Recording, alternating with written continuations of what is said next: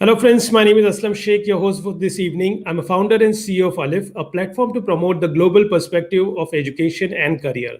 This is our 53rd webinar series and broadcasted live on Facebook, YouTube, and LinkedIn.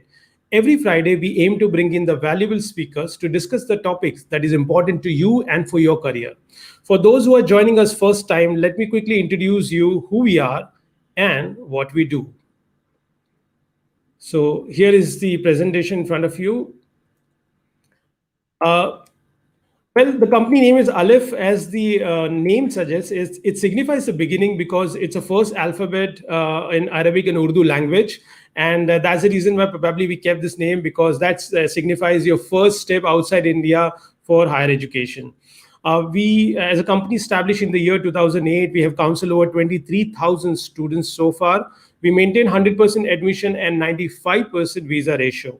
We have been affiliated with ISEF, WEBA, British Councils, and many other international bodies. Last year, we were named among the top 10 most recommended overseas education consultants by Insight Success. We promise our students the 100% guarantee of their admission to the universities we represent. These are some of the world-renowned universities, schools, and colleges where our students are studying at bachelor's or at master's level.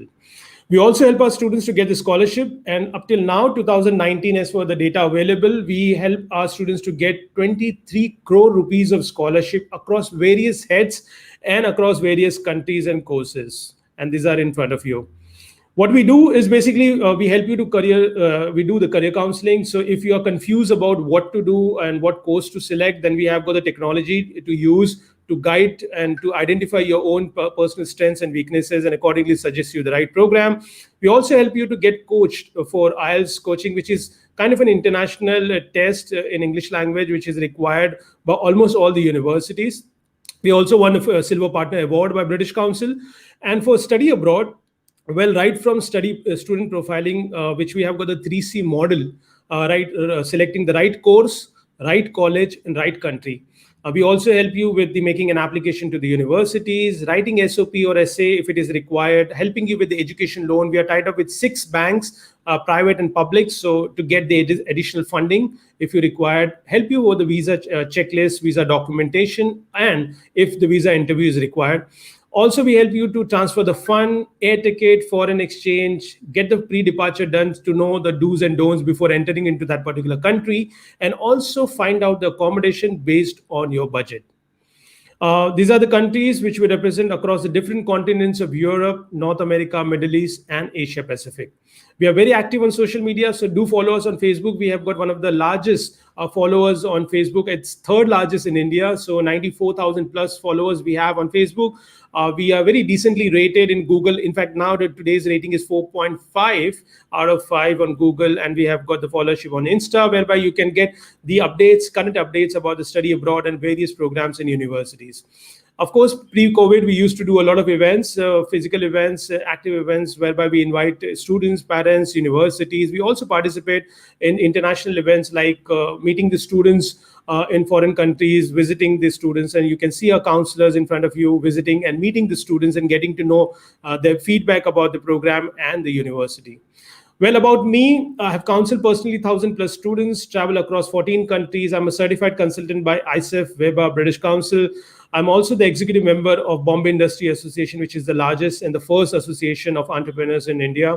I'm also the ex-president of BNI Plus and the member of Swiss in German US Chamber of Commerce. I was also honored to be among the top 10 best consulting leaders by Knowledge Review. So that's about me and about our organization. So let's move to our today's topic. And today's topic is very interesting, very unique in the sense of selecting the program. And let's move to discuss this subject. And the subject is getting deep dive into the marine and coastal engineering programs offered by universities in UK. And to discuss this exciting subject, we have with us an expert panel of speakers. And let me do the honor of introducing them. So let's welcome Stephanie Nichols. Hi, Stephanie. Hi. Hi, let me quickly introduce Stephanie and read her bio. She's the International Recruitment Officer and the Faculty of Science and Engineering with the University of Plymouth. Stephanie has worked for the University of Plymouth for 10 years, starting in the International Student Advice Department, which supports international students, studying in the UK, and offering visas advice. She spent a couple of years working in International Center for Plymouth Business School in program as a program administrator for English language and study abroad opportunities before joining the Faculty of Science and Engineering. Thank you, Stephanie, for joining us, and I'll come back to you soon. Okay, thank you. And let me introduce our next speaker, Ms. Wilma. Hello, Wilma. Hi, Aslam. Thank you for inviting me. Pleasure to have you in the program. Vilma, she is the regional manager of South Asia for University of Plymouth, UK, and she's very active in India to support Indian students and parents to make a wise decision to choose the university and the right program offered by the university. So, friends, let's begin this show. And if you have any question as we progress, you can write into a comment box of the respective platform through which you are accessing this course. And we will move further with our first question. And let me also have Stephanie in the room. So today we are talking and discussing about this very unique course, and I'm sure that you are very excited to know about it, what the marine science and coastal engineering is all about, and what could be the different specializations available in this particular program. In fact, let me introduce you by the city where this university is located. The city of Plymouth is called the city of Ocean. You know, it's in Britain. It's called the city of Ocean. It has got also the largest port. In fact, the port of Plymouth, as per the information which is there with me, serves the biggest naval base in Western Europe, and it has got the largest public aquarium. The aquarium attracts every year 300,000 visitors. So that must be telling you the expertise into the area which we are going to touch upon today. So let's begin with the first question with the speakers. And I've got the first question on behalf of a student and parents. And it sounds very interesting and exciting when you talk about marine engineering, coastal engineering. And we know that these two, the areas of our world are playing a very active role in keeping the ecological balance, though we may not see it on a day-to-day basis, but they play a very important role. But let's understand from student point of view that what exactly am I going to study in this particular course, and what are the different specializations which are available in these two areas? Okay. Thank you. So, I mean, if you're interested in pursuing your studies within the marine and maritime sector, then we do offer a variety of degrees, both at undergraduate and postgraduate level, depending on whether you wish to follow a more technical engineering pathway, such as, for example, naval architecture, offshore renewable energy, or marine autonomous systems. Or perhaps you're more interested in the study of marine animals and how environmental issues impact our oceans and the organisms that live in our oceans. So depending on which direction you choose, whether it's engineering or kind of the more marine science, we offer programs in all of these areas. So Plymouth is very unique in that we have such a wide variety of programs, both at undergraduate and postgraduate level. For example, we have marine biology, we have ocean sciences, marine conservation, marine technology, coastal engineering, and offshore renewable energy, as well as sustainable aquaculture. So if you're interested in the fish farming sector. Plus, we also have our navigation and maritime science program for those that are interested in working as a seafarer or a deck officer. So we do have quite a variety. The full list can be found on our website.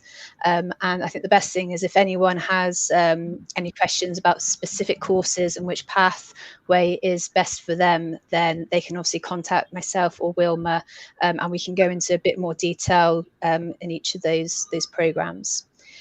All of our undergraduate degrees are 3 years in duration. So 3 years in total, but for undergraduate, we do have an optional placement year. So there is an option for students to spend a year either working or in research in the relevant industry. And our postgraduate degrees are 1 year in duration. Wow. So thank you very much, Stephen, for this very useful information. And friends, as you can see that there are wide varieties of specialization which are available, and you can definitely visit the university website to get to know more about each specialization and come back to us for any further information. Let's move to the next question. We also would like to understand, and this is what the students' dilemma most of the time is, that once they decide the course or before they decide the course, they would like to also visualize that what could be the career opportunities for them, like what kind of job they would be doing after doing this course. I mean, they know that being accountant, you know what kind of job you're doing, but being a marine or coastal engineering or science program, what kind of different job profiles they would expect to be ready for. Okay. So again, I guess looking at the two different areas. So careers with marine engineering, we've had students that could work in vessel design and construction, gas turbine manufacturers. So when you see in wind parks and you've got the big sort of the wind turbines for offshore renewable energy, there's industry areas for there, or propeller design. What's great about all of our programs is you'll also learn many transferable skills, such as problem solving, prototyping and testing, and also, of course, project management. Careers within the marine biology and ocean science sector. We've had students that have become lab technicians or working in the field of conservation, as well as marine biologists. Again, our programs are very practical. That's what Plymouth is very, very good at. We offer much practical learning, and you'll develop skills such as data analysis and writing reports that will be useful in any career path that you choose. Again, what's also unique about our marine biology programs is we offer a diving module.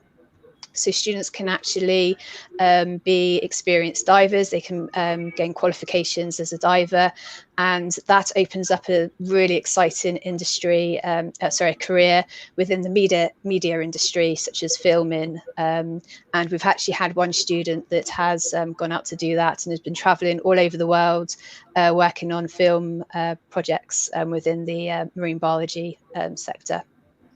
Wow, sounds so interesting. Yeah. You want to add something more? Yeah, I was just going to mention really that I mean, now it is a great time to pursue a career with the marine science and engineering sectors.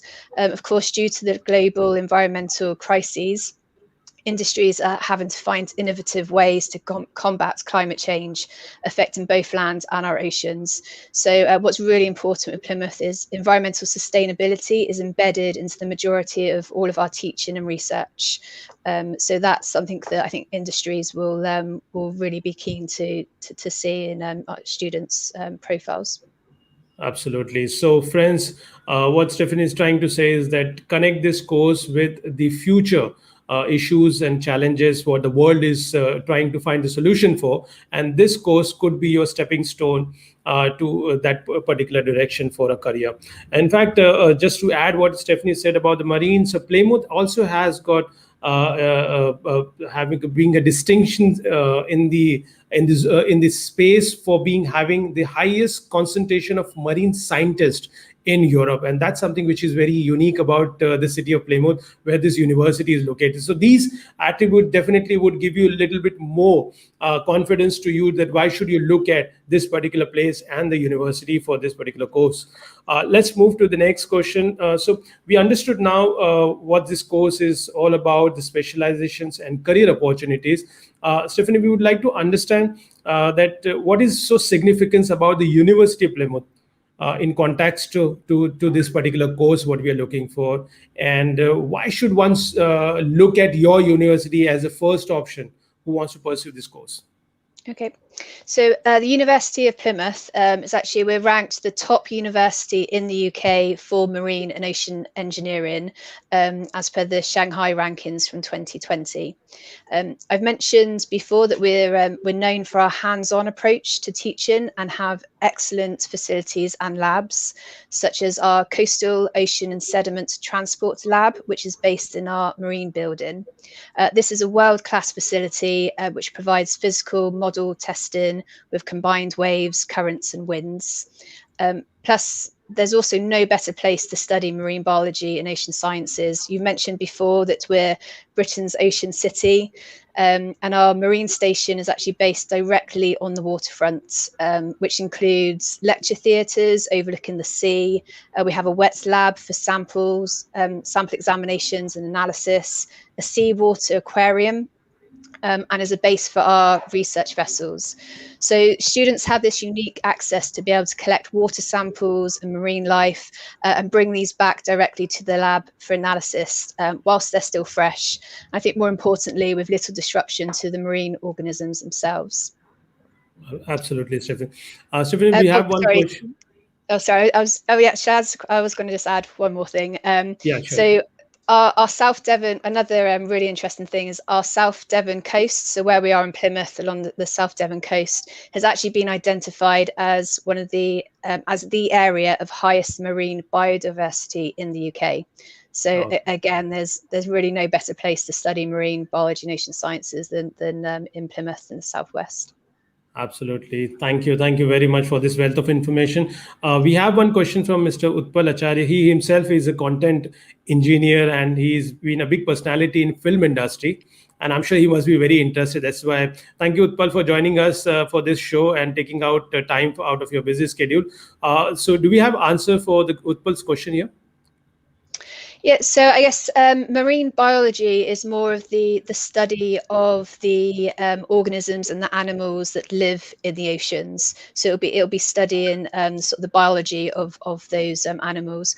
Whereas marine geology, so I guess marine science, is more of the study of the oceans and sort of the impact that climate change and pollution has on the oceans. That can obviously then affect the creatures that live there. So that's the main difference. One's the study of the animals, the other is the study of the oceans and the environmental impact of the oceans. Right. And would you like to touch upon the career prospects related to these two fields? I think we have already covered, but if you would like to add something. Yeah, so again, I guess for marine biology, the career aspects would be more sort of working with the animals, so marine biologists. Just trying to think of examples of careers. So that there'd be, I guess, looking at trying to, again, still looking at those environmental impacts, but how they affect the marine animals, so sort of keeping the waters safe for our marine animals and how they adapt in certain conditions as well. Sort of the marine science side of it would be certainly going into a career more of the conservation side of plastics in the oceans, pollution, trying to keep our waters clean, and also looking at how climate change affects the rise in sea levels and temperatures of the oceans. Right. So I think with careers, they'll be focusing on those particular areas. Okay. Thank you very much. I hope, Utpal, you got your answer. Thank you for asking this question.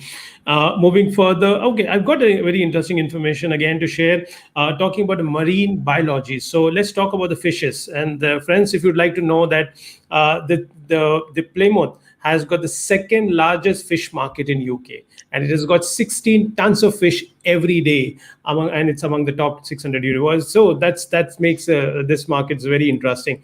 So moving further, we have got a question from students and parents, and they would like to know more about the entry criteria for bachelor and a master program, and whether this university offers any specific scholarship to the deserving candidates.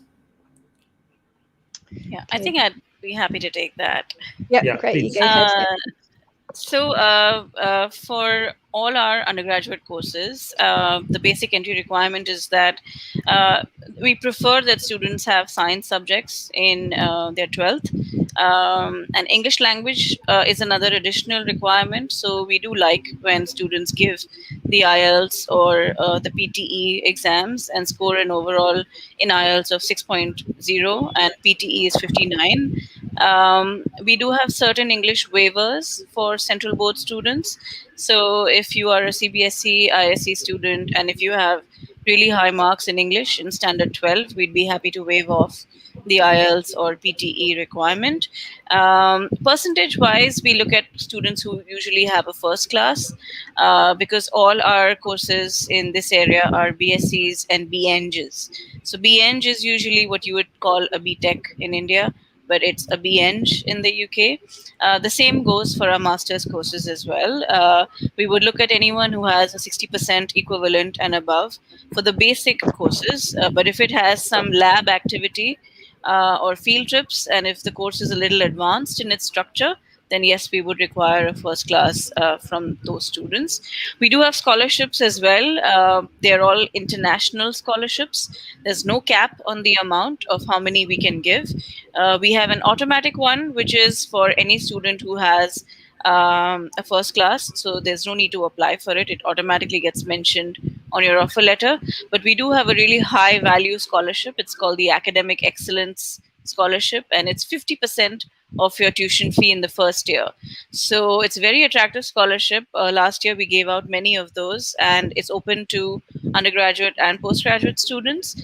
It is application based, so you will have to apply for it. It is mostly for distinction holders, so students who have a 75% equivalent and above. We do ask for an additional recommendation letter as well. So there are 2-3 other requirements for it, but these are the two bands of scholarships that we have. Wilma, you mentioned about the admission scholarship. What would be the amount for that admission scholarship? That's like automatic. The academic excellence, the automatic one is £2,000. £2,000. It's a straight £2,000 deduction. Yes. Okay. So, friends, I'm just noting it down for you. I think that makes the entry into the university quite interesting and easy for you. So you can save a lot of money by having these scholarships. And if you get into any of these criteria which Vilma explained, do contact us and we'll be more than happy to connect you with the university and the process. Thank you, Vilma, for this information. Let's move further. And it's a very, I think, common question, which usually whenever you talk about UK, the students would want to ask, and they would want to compare the city of university with city of London. So let me have any one of you answering this question, that what's the difference of living in London like a city or living in Plymouth? Anyone, if you can take it. Should I start? Okay, so I mean, Plymouth is much smaller than London. It has a more laid-back approach. And for this reason, there is a great and supportive student staff community within Plymouth. You also get the best of both with city campus living, but also being close to areas of natural beauty and wide open spaces. Everything you need as a student is within walking distance from the campus. So you're only ever 10 to 15 minutes walk from your accommodation, from the shopping areas, entertainment, and also the seafront. Another big factor that I think is important for students is the cost of living is much lower in Plymouth than it is in London and other larger cities in the UK. So it does make it a lot more affordable to live and study. Wilma, did you have anything more to add?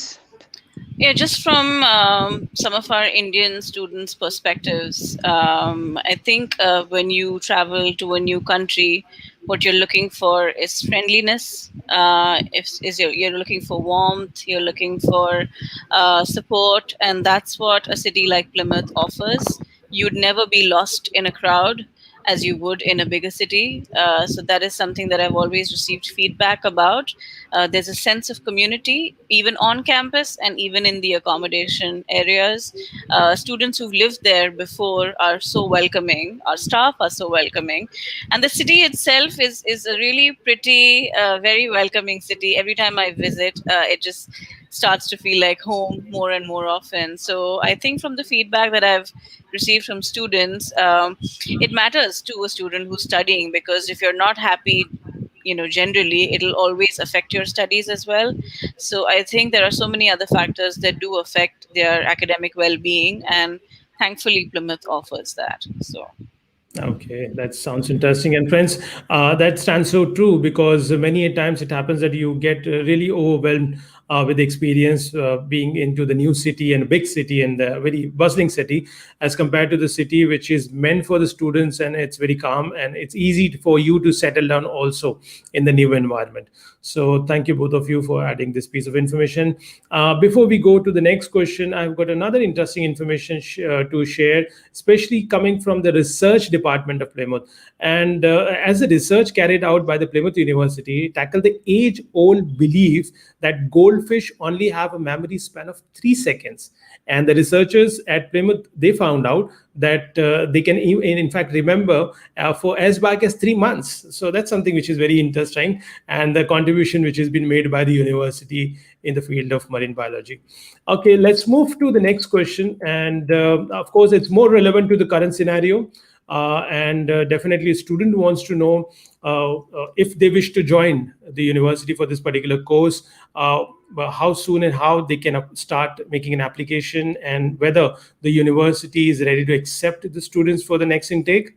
And if yes, then whether the education mode would be online, offline, or hybrid. What's your take on this question? Okay. Steph, do you want to? Yeah, I can go. So I mean, this year, obviously, with what's been going on, the university has been very sort of flexible and adaptable in terms to its mode of delivery.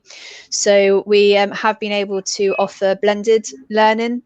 So there's been a mix of online, so fully online, or some where we have more practical based learning. We have been able to accommodate face to face. Obviously, when the UK did go into full lockdown, we were able to offer all of our programs fully online. So that obviously the students didn't miss out, and we did obviously as much as we could to make sure that they still were having the the same sort of experiences as they would if they were face to face. So in terms of intakes for the Faculty of Science and Engineering, we are offering just the September intake. For some other programs within business, we also offer a January intake for students. I think what's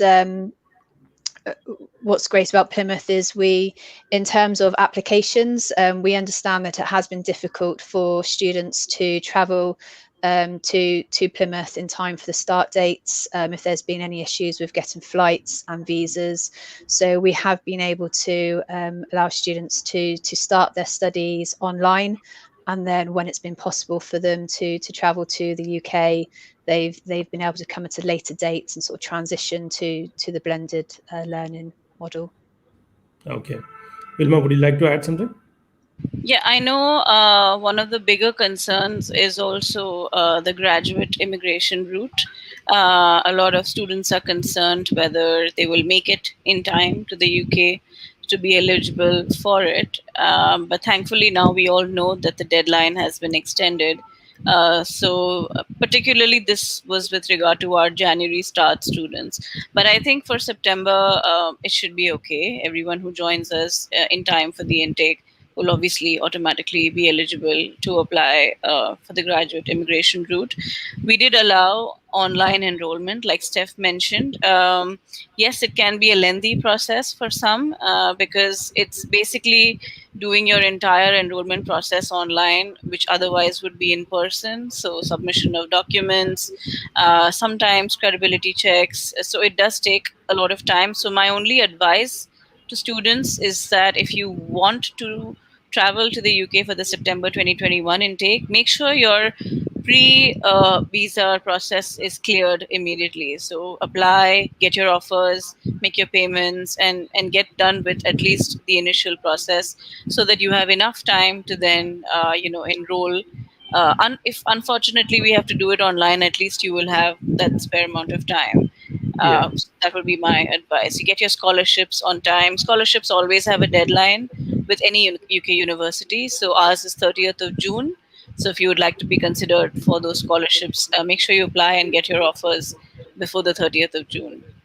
Absolutely. So friends, if you're listening carefully, please do contact us immediately as we are approaching towards the deadline, and then we still have a time to help you out to complete the admission process and get you through the next coming intakes.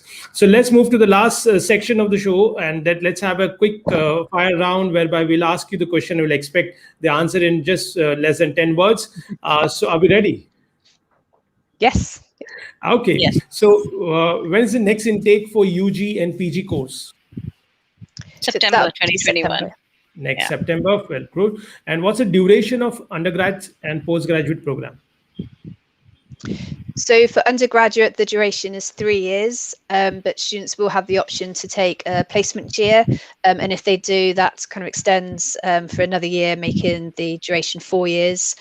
All of our master's programs are 1 year in duration. Okay. Right. And what's the IELTS requirement for UG and PG? For UG, it's 6. For PG, it's 6.5 overall, both with no less than 5.5 in each band. Okay. And what's the average fees works out to for the students, undergrads and postgrad program? In For Indian rupees undergraduate, approximately? we have a standard base fee, which is £14,200, which amounts to, I think, 13.5 lakh rupees to be, approximate. And postgraduate is 16,200 now. We just increased our fees this year, so it'll be the same till next year as well. Yeah. Okay. In the postgraduate section, there are lab fees and non-lab course fees as well. Non-lab So, course fees. yeah. Okay, fair enough. And the last question, how far is Plymouth from London? So Plymouth is in the kind of southwest of England. It's about 3 hours by train from London, but it's very easily accessible from all major London airports on the train or bus. Okay, great. Full marks to both of you. Thank you very much for giving all the answers. And I'm sure that our students, parents, and faculties who are listening this program or who will be listening our recorded version would get a lot of information from today's session, whereby we got deep dive into the marine and coastal engineering offered by Plymouth University of UK. Thank you all the speakers for joining us for this show. Thank you very much for your time. Thank you. And Thank you for having us. Thank you. thank you. And thank you all the audience who are watching us. And if you still have any question, please do contact us on our helpline number 99870 or do write into us to info@alif.in, and our professional counselors will be happy to help you to solve your queries. My name is Aslam Sheikh, founder and CEO of Alif, signing off with a promise to come back again next week sharp at 5 p.m. with another interesting topic and some amazingly talented speakers enlightening you on the subject that matters to you the most. Until then, stay safe and stay excited.